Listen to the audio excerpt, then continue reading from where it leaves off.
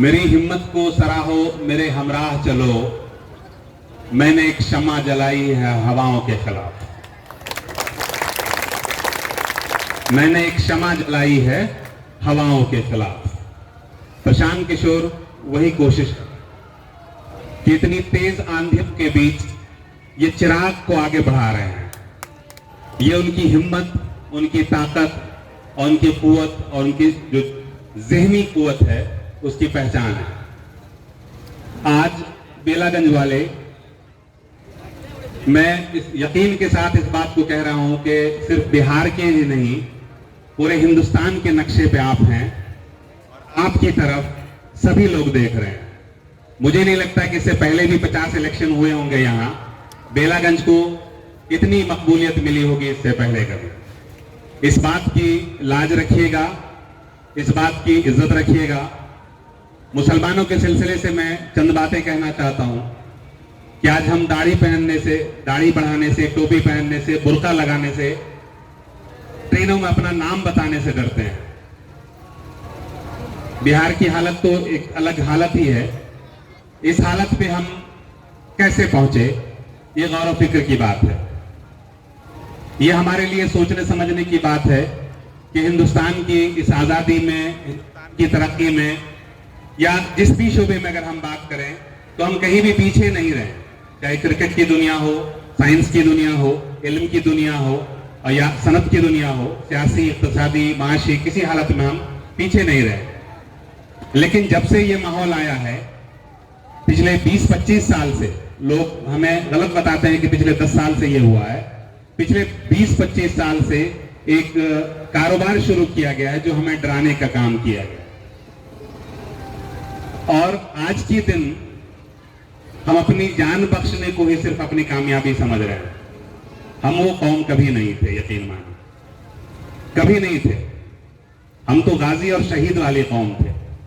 हम कब से इस तरह से डरने लगे कि हमारी जिंदगी हमें भीख में मांगनी पड़े।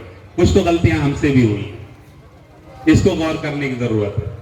एक पार्टी आती है, वो हमें डराती है, और दूसरी पार्टी उस डर को आके बोलती है कि हम आपको प्रोटेक्शन देंगे, आप हमें वोट दीजिए। इसके अलावा कोई वादा करते हैं? कोई? प्रशांत किशोर क्या वादा कर रहे हैं कि हम आपको सियासत में आपकी आबादी के हिसाब से भागीदारी देंगे। और एक पार्टी, अभी जैसे एक हाल फिलहाल की बात कीजिए, जब अररिया में ये सब बात हो रही थी और एक बहुत मशहूर नेता, आप जानते ही होंगे, उन्होंने कहा था कि अररिया में रहना होगा तो ऐसे ऐसे करना होगा। वो उनका वोट का तरीका है। उस पर से तेजस्वी जी क्या बोल रहे हैं कि मुसलमानों को मैं कुछ नहीं होने दूंगा। भाई साहब, आप घर पे बैठ के कुछ नहीं होने दीजिएगा। है हिम्मत तो जाते अररिया में, उनका सामना करते और उनके सामने बोलते कि मैं कुछ नहीं होने दूंगा, मैं यहाँ पे खड़ा हूं। आप गए तो नहीं। तो इन बातों से कब तक हमें घुमाइए? तो इसलिए हमें अपनी तारीख में झांकने की जरूरत है। हमें अपनी उस बुनियादी उसूल को झांकने की जरूरत है। इस्लाम कैरेक्टर में होता है। हमें अपने कैरेक्टर को बदलने की शायद जरूरत है, और हमें अपने रहनुमा को बदलने की जरूरत है। जो बुज़दिल लोग जाकर के वहां पे बैठ करके उनके कुछ भी हो जाए, उनकी हाँ में हाँ मिलाते हैं, चाहे वो किसी भी पार्टी के लीडर हो, उनको बदलने की जरूरत है। और ऐसे रहनुमाओं को चुनने की जरूरत है जो हमारी वाकई रहबरी करे। ये जनप्रतिनिधि होते हैं, तो जनता के प्रतिनिधि का मतलब है कि हमारी समस्याओं को, हमारी मुश्किलात को, हमारी ज़हनी मुश्किलात तक को आपको पहुंचाएं। आज हम बात करने से डरते हैं। प्रशांत किशोर के आने के बाद हम ये बात करना शुरू किए हैं। ये सबसे बड़ी कामयाबी है।